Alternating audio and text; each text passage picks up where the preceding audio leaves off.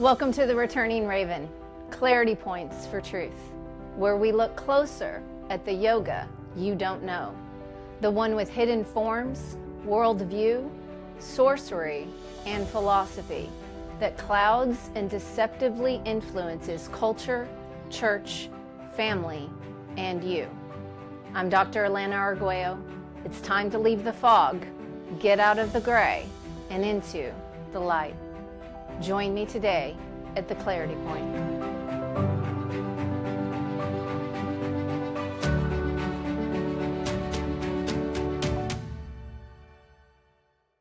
Welcome to the Returning Raven, Clarity Points for Truth.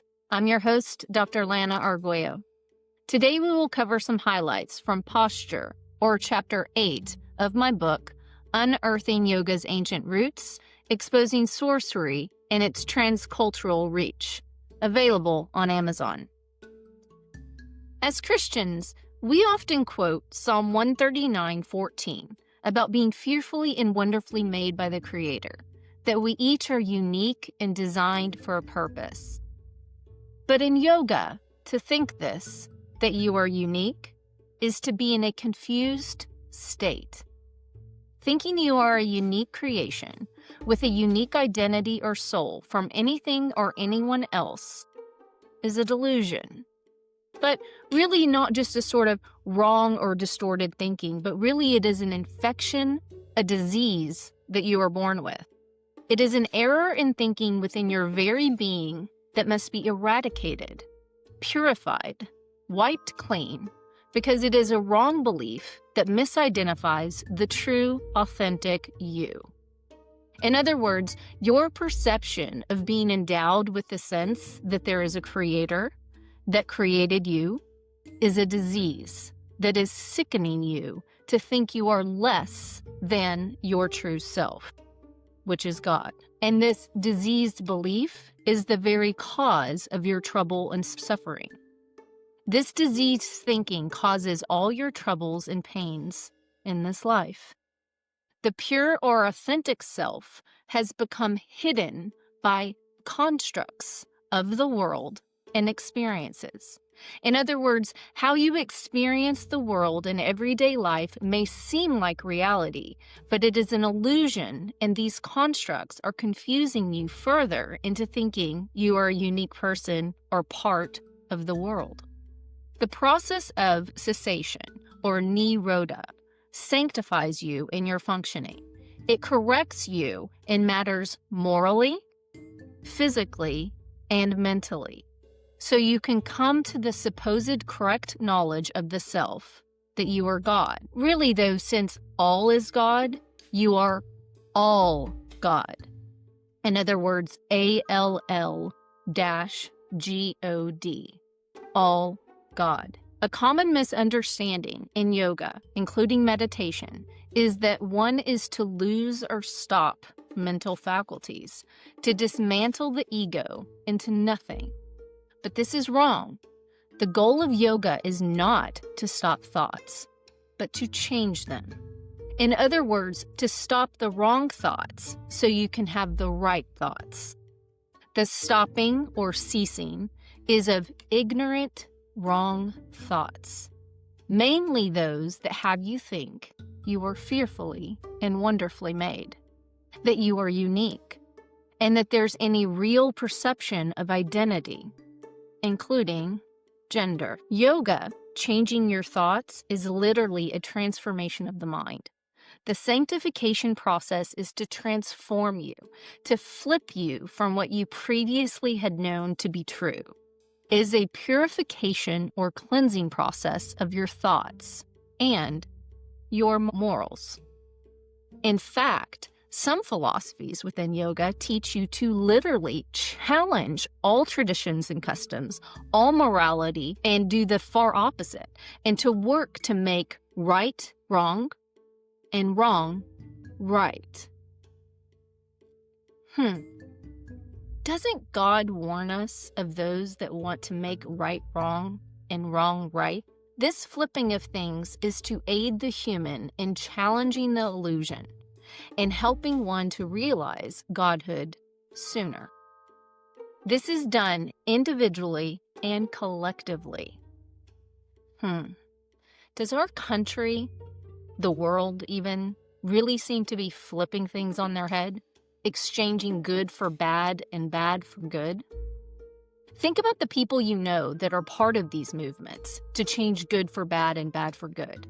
My guess is that they practice one or many forms of yoga.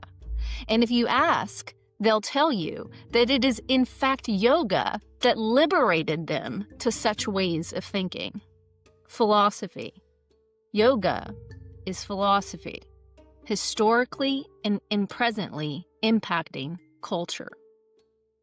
Your perception, attention, hearts, thoughts, minds, when practicing yoga, are dissolved from all previous perceptions to ultimately worship the goddess. The nature of the goddess is philosophy. Yoga is philosophy. Historically and presently impacts culture. Your perception, attention, heart, thoughts, mind are dissolved from all previous perceptions to ultimately worship the goddess. The nature of the goddess is referred in yoga as cosmic nature, evolution, even referred as music. Wasn't it Satan originally that was in charge of music? Also, heart, mind, and thoughts toward yoga get to the reduced place that is referred as the first principle of the universe, forces of the universe. Wait, didn't Paul say something about not being deceived by the empty philosophies rooted in the elementals or elements of the universe, and warn about the false doctrines of creature and creation worship? The sanctification process of yoga is essentially a process of back to Mother Nature. And if you didn't catch that, the yoga process demands and lures in you all your thoughts, heart, your mind.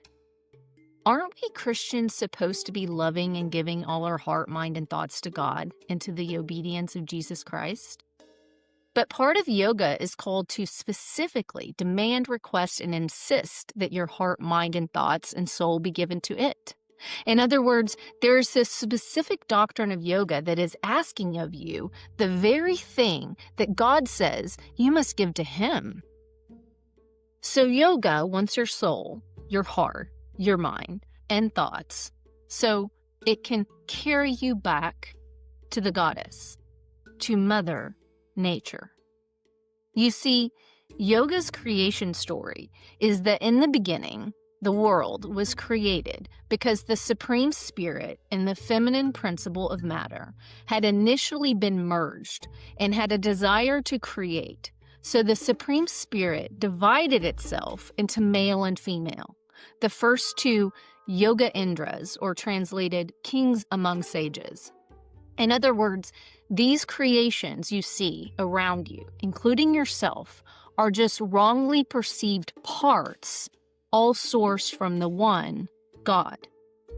And through yoga's sanctification process, as you put your full heart, mind, and thoughts toward it, this is especially important in contemplative meditation practices. You can return to the right understanding that you, this, that, them, us, are all God. So let's consider something. Yoga wants you to reject that you are unique with a specific identity. Forget you or you. You are now they, them. You have no gender, no identity. All particulars or personals of you are an illusion.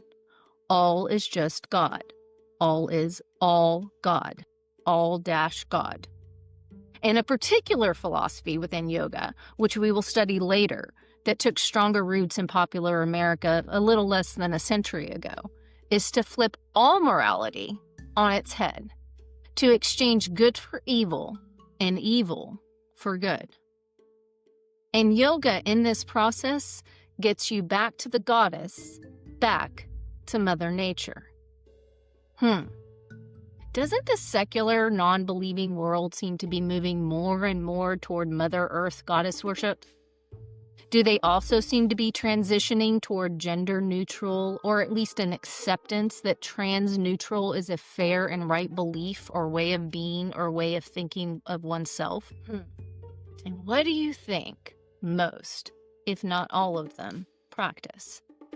They probably definitely say they are anti-religion, and they imagine a world with no religion as they sing. But they often say they are spiritual. And if you ask the best way to express or learn from their spirituality, what is it that they choose? Yoga. So, church, what about you? Do you choose yoga? Choose this day whom you will serve.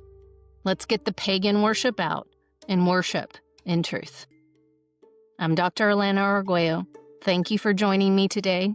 Please help get these videos out. Be bold. Share them on your social media regularly. God bless you. See you at the next clarity point. Thank you for joining me today on The Returning Raven. I'm Dr. Alana Arguello. For a closer look again at truth, I'll see you at the next clarity point.